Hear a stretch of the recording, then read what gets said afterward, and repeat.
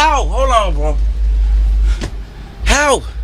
I think it's more impressive that I'd load into the game and there wasn't a queue. Hello guys, Termex here, and welcome back to another New World video. Really quick, I want to give you guys a bow build guide and a bow journey guide, I guess you could say, because there's a lot of people being pointed in the wrong direction when it comes to what you should be going for. I'm recording this around 20 hours after the entire expansion came out. I know a lot of you are still in the queue. AGS, man. What should I be getting as a bow player? Should I stay in light armor? Should I go to medium armor now that the dodge has been improved? And I'm going to talk about all that today. I'm going to try to make this as short as possible, but what perks are important? First of all, there's only 2 perks that matter going for a light armor bow player, and that is going to be health and enchanted ward. These are the only 2 things that matter when it comes to your armor. Everything else is, as long as your armor has those 2 roles, you're good. Anything else is just icing on the cake, personal preference, whatever you're doing to build around it. If you want to put the attunement perks that give you more nature damage or give you more fire damage, if you're running a flame attunement build, or maybe you want freedom because you hate getting stagger locked, or maybe invigorated or vigor. There's many different things you could use to adapt to your playstyle.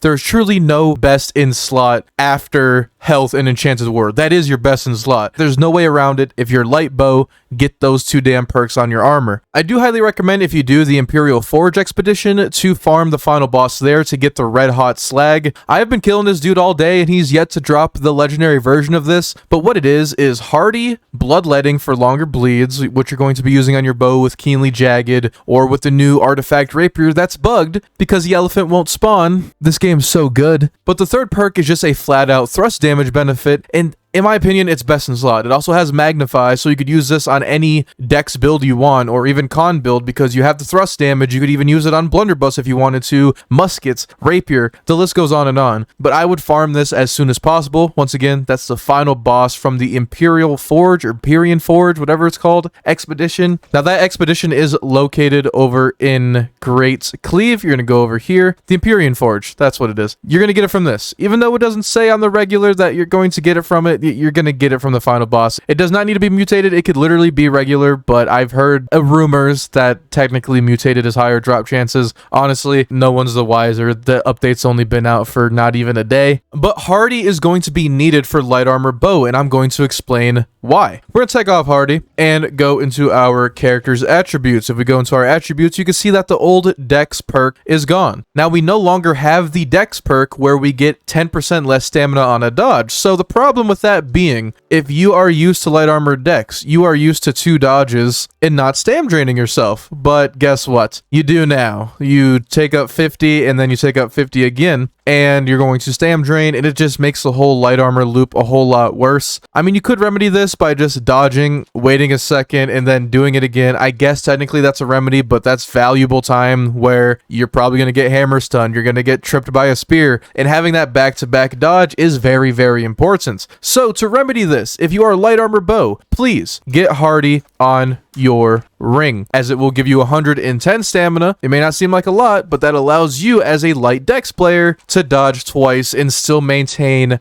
part of your stamina bar and continue to fight normally. This is even more powerful when combined with the earring perk, which is nimble, giving you even more stamina regeneration, allowing you to dodge even sooner and being a whole lot slippery so much easier. Once again, I'm not going over very specific best in slot quote-unquote perks in this video. This is more of a general guide on what you need to enjoy being a bow player. I'm not going to tell you the exact things to get, the exact builds to run. I'll make theme builds in the future. The update just came out. Let me get my bearings. Let me learn, so I actually give you guys informative content that isn't just spewing a bunch of bullshit with a bunch of gear that I bought from, illegal gold websites. No shots at other creators. I'm just saying I want to experience the game for myself. Another thing is going to be your Heartrunes. If you do not know, you could upgrade these to 700 gear score, and it gives them a good benefit towards their damage. Now, it's not a lot on paper. For example, the upgraded Bio Bomb only gave me an extra 120 damage, but that is per tick, which is actually quite significant since everybody did get tankier, and Heartrune damage does not have any resistance. So whatever your Heartrune damage does say on the card is what it's going to do at the end of the day. You can't resist any form of Heartrune because it's raw, pure damage. That's the whole point of them. So going into your stone cutting table,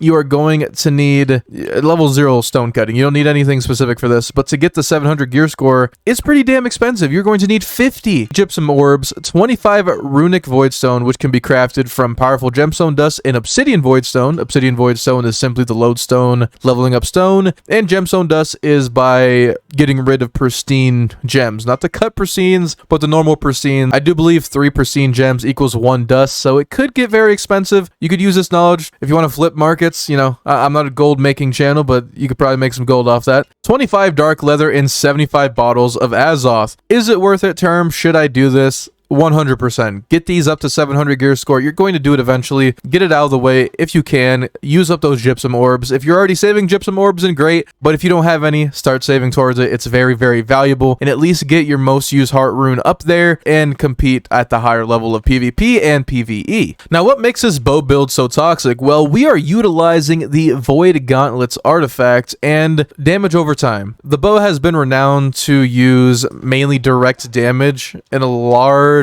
portion of its life cycle, but we're going to use it a little bit differently. We're going to be very aggressive, very agile, and be more debilitating to enemies and have a lot more AoE than normally intended. You could easily swap out pen shot for rain of arrows if you want to spread even more mayhem. I have so many clips where it's just insane. You have the bleed from the rain of arrows, you have the poison from your cloud, and then the poison from biobomb is a separate poison proc. So your poison shot will tick on its own 450 a second, let's say, but your biobomb is a secondary nature damage over time. So you could put a bleed, a biobomb, a poison shot, an explosive arrow with fire, keenly jagged bleed. It gets insane, but we're not done yet. I got the artifact Void Gauntlet today. I did all the challenges other than upgrading it at the Gypsum Kiln, which you don't need to do. It's very expensive, and all it does is unlock the Blessed perk, which gives you more healing. Not needed, not worth the resources, at least not right now. If you want to know where to get this Void Gauntlet, you're going to go over into this Isle of Zervan.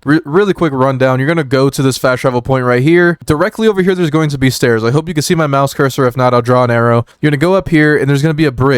Now you're going to need a paw thing for the bridge. You can look up other videos and see where the paws are. You're going to cross that bridge, follow the whole puzzle here, and around this area, this little tippy top is where it's going to drop. It's going to be a very angry gorilla that spawns on this island here, and he will hop over here. There's a giant flower over here as well, so be careful with that. You're going to have a lot of people over there running this as a group and farming it, so don't have to worry about killing it solo, but I would do it now because there's going to become a point where people don't need it anymore, and it's going to be really hard solo. So just get it. You could do all the challenges by yourself. I did them all by myself today, but it's definitely worth it. But what makes it so good? Well, your range attacks now inflict disintegrate for 8 seconds on both weapons, and this Void Gauntlet scales off of dexterity, which is pretty cool. Now, disintegrate is something more people need to learn. Disintegrate is basically Rend. I do not know if disintegrate and Rend stack. If any smart people in the comments could let me know if they are the same thing technically under a different name, or if they do stack, please do let me know in the comments down below. But for each stack of disintegrate on an enemy, their armor is going to be reduced by 10%, on top of giving us that dot of a little bit of damage. It's like 100 damage every second for 8 seconds. So we constantly give 300 damage a second for 8 seconds, and we're constantly shooting targets, doing even more damage, and a 30% reduction to anyone's armor after just 3 shots, which is really freaking good, especially in the new meta now where bow got a little bit of an overall damage nerf, but you could definitely make up for it in other ways. For the weapons on the bow, it's really up to you. I would just say evasive tactics is a must in this meta. As much as I love concussion, it's kind of old. Headshots aren't as viable as they used to be. They're not as easy to hit, especially with how nimble everybody is now. You're not going to get a lot of value out of it. If you're not hitting a power cap, just go with evasive tactics. It's easy 15% damage for not even thinking. This is the build I would rock for 3v3, and I want to say open world PvP. You could even do this in PvE if you wanted to, because you could cycle your pen shot with the groups. Completely up to you. But for larger AoE, take off evade shots and pop on rain of arrows with the bleed. The slow is not necessary unless you really need it, but just get the rain of arrows with the bleed, as it will give a lot more dots and cause a lot of mayhem in OPR. People will be very mad at you when they have a poison dot, a weakened dot, a disease dot, a bleed, disintegrate over and over. It's very annoying. It pisses a lot of people off, and it's actually very effective. You're not going to burst down people by any means, but that passive damage is going to really give your team team the advantage in OPR, and I've had games shift completely just by the build I'm using. I do want to note that abilities like Rain of Arrows do not apply the Void Gauntlet's disintegrates on all enemies hit by Rain of Arrows. I just want that to be known. You're not going to Rain of Arrows 10 people and then give 10 people disintegrate. That's not at all how this works. I just don't want to put out false information that it would be way too overpowered if that was the case. But for the Void Gauntlet build, it's pretty straightforward. We have Orb of Decay to apply another stack of disintegrate easily, and I like this. It's a little fun. You could either choose to do more damage by activating it on the enemy, or when it comes back to you, activate it on yourself, get a little bit of healing. It's not much, but it's something. We have Petrifying Scream because it gives us a good form of rooting and allows us to get out of sticky situations, and combined with the Orb of Decay slow ability, when any target has a debuff, which is going to be easily applied from our bow that already has disintegrate, we'll have a 30% movement speed reduction, which makes kiting people so much easier in 1v1s, and it's honestly insane. Now this last one's going to be a little bit controversial, but I went with Essence Rupture because this gives us a 20% healing for our damage done on targets for 10 seconds. And this doesn't need to be scaled with focus, it's just your raw damage output being put back into your healing. It's a 20% form of lifesteal for hitting a target with your Void Gauntlet. You can just smack them with it, swap to your bow, you have a solid 8.5, maybe 7 seconds at the absolute worst of 20% lifesteal, but that's not all. You also have 15 stamina when you hit that same target instantly, and it allows you to sustain yourself a lot more. You gain stamina for doing damage, you gain health for doing damage, and it helps out so damn much in 1v1s. I just went the extra mile with Overflowing Essence because if you're in group PvP, this does help out a little bit. It does scale off focus, so it's not as effective. If you want to put this somewhere else, you really could, but I could not find a great place for it that would match this build, as all the other things are more mana focused and ranged using the Void Gauntlet, but we're not really using the Void Gauntlet to do damage. It's just our utility weapon and our debuffer. Here's a screenshot of the Void Gauntlet build just so you guys know, and here is the bow build. Like I said, slot out evade shot for Rain of Arrows with bleed if you're doing OPR or massive war battles, and if you want even more dots, you could always substitute pen shot for explosive arrow, as you'll get a fire dot, a bleed dot, and a poison dot. Now the attributes are a little bit complicated. I'm not completely at 700 gear score, so I could actually put more into this, but we have 50 strength, 368 dex, 25 focus, and 150 con. Now the food I am rocking is going to be 24 con, 16 focus, and as you could probably expect, I bought like a lifetime supply of this for like a gold a piece. And let me tell you why. First of all, let's go from top to bottom for simplicity's sake. The 25 strength is light attack damage, and the 50 strength is heavy attack damage. I have tested this on target dummies. This does apply to any weapon in the game. It does not need to be on this list of weapons to maintain the effects from the strength. So our bow is going to be doing 10% more heavy damage and 5% more light, which kind of makes up for the enchanted nerf that was in this season. So very, very nice. Gives us a little bit of a damage boost, as I like to use heavy attacks a lot on the bow. Dexterity, don't go above 400 ever. Some people are even arguing to not even go above 380 right now because the diminishing returns is that bad. Try to stay below 380 right now to be safe, but don't overspec on dex. And no matter what Arrow says, I don't know if he watches my content, but Arrow, the 500 dex 5 con, man, it ain't working. It ain't working in this patch. I've tried it.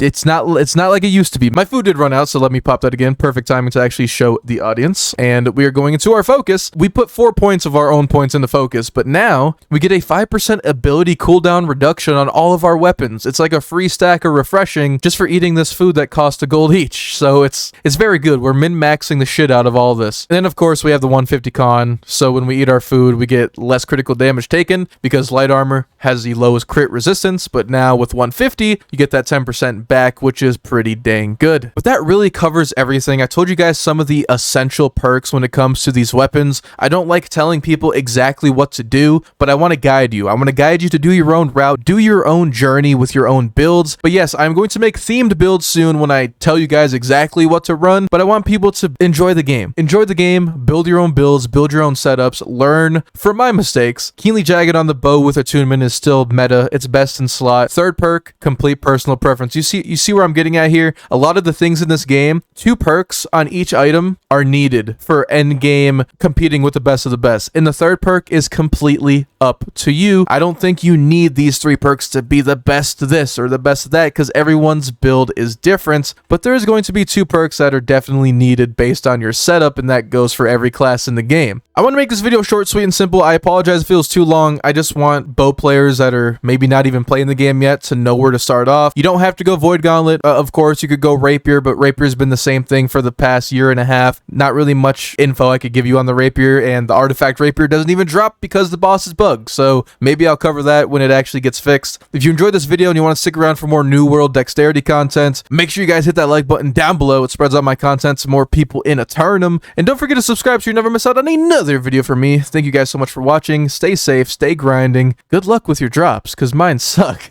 And I'll see you guys later.